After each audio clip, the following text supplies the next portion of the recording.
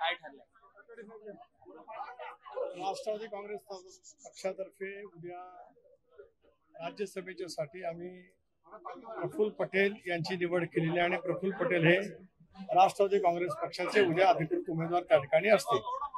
प्रफुल्ल पटेल यांची खरं तर टर्म बाकी होती, तरी देखील काही तांत्रिक बाबीचा विचार करत पक्षाच्या कोर ग्रुपने तो निर्णय त्या ठिकाणी घेतलेला आहे. ते निर्वाचित झाल्याच्या नंतर त्यांची जागा ताबडतोब रिक्त होईल आणि ती जागा रिक्त झाल्याच्या नंतर मे महिन्यामध्ये आसपास निवडणूक लागेल त्यावेळेला इतर नामांचा विचार त्यावेळेला आम्ही करणार आहोत. सर, चर्चा एकाच नावाची होती की आणखी काही नाव? अपात्रतेची कारवाई त्यांच्या संदर्भात राज्यसभेत सुरू होती आणि पक्ष आणि चिन्ह आपल्याला मिळालं असताना खरं तर टर्म त्यांची जी आहे ती पुढे जाणं पण अपेक्षित असताना काय अचानक आम्ही जो म्हटलं तो संबंध तांत्रिक बाबीचा विचार करत या संदर्भामध्ये कोर ग्रुपमध्ये आम्ही बसून हा निर्णय त्या ठिकाणी घेतलेला आहे आणि त्याच्यामुळे ते 100% त्या ठिकाणी निर्वाचित होणार आहेत. ते निर्वाचित झाल्याच्या नंतर त्यांचा काही दिवसातच किंवा ते निवडणूक झाल्यानंतर ताबडतोब त्या ठिकाणी राजीनामा देतील आणि मग ती जी काय पोटनिवडणूक लागेल ती राष्ट्रवादी काँग्रेस पक्ष लढवेल. त्याच्यासाठी जी संमती भारतीय जनता पक्षाची आणि आदरणीय शिंदे साहेबांची घ्यायची आहे ती सुद्धा आम्ही त्या ठिकाणी घेतलेली आहे. किती वाजता उमेदवारी अर्ज भरला जाईल? उद्या आम्ही दुपारी 12:30-1च्या आसपास त्या ठिकाणी उमेदवारी अर्ज भरणार. सर, हिंदी में यही जानना चाहिए इसको आपने उम्मीदवारी दी है और क्या निकष रहे? राष्ट्रवादी कांग्रेस पार्टी की तरफ से राज्यसभा के लिए हमने सांसद प्रफुल्ल पटेल जी का नाम हमने तय किया है. कल दोपहर को वो वहाँ पे उनका पर्चा भरेंगे. जो कुछ टेक्निकल उसके बारे में जो कुछ अड़चनियाँ हैं कोर ग्रुप ने उसके बारे में सारे तफसील पे हमने सोचा है और वो सोचने के बाद हमने उनको उम्मीदवारी दी.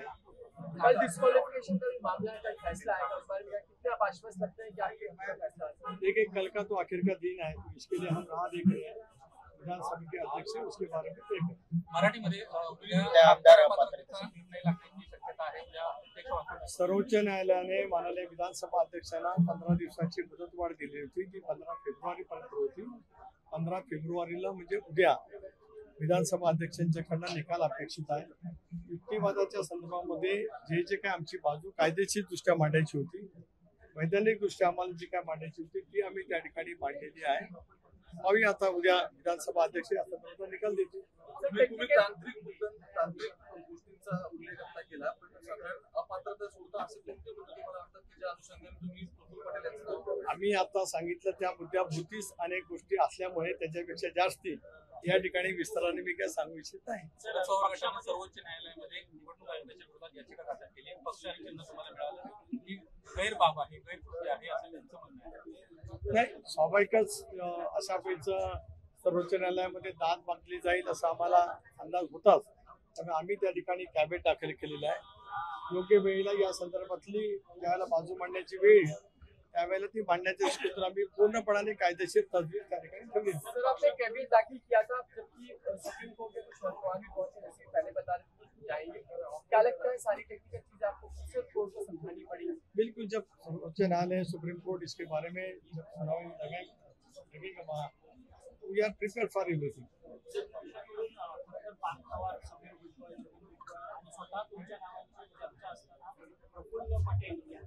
पक्षाच्या सर्व वरिष्ठ नेत्यांनी सर्व बाजूचा विचार करत हा निर्णय त्या ठिकाणी घेतलेला आहे. आमच्या समोर 10 नावं होती. पक्षाकडे 10 जणांनी उमेदवारी राज्यसभेची मिळावी अशा वेळेचा विनंती त्या ठिकाणी केलेली होती. परंतु या सर्व गोष्टीचा सारासार विचार करत पक्षाने हा निर्णय घेतलेला आहे. धन्यवाद. राजकारणातील प्रत्येक अचूक बातमीचे सर्वात आधी अपडेट्स मिळवण्यासाठी सरकारनामाच्या सर्व सोशल मीडिया प्लॅटफॉर्मला लाईक, फॉलो आणि सबस्क्राईब करा. तसंच सर्व नोटिफिकेशनसाठी बेल आयकॉन प्रेस करायला विसरू नका.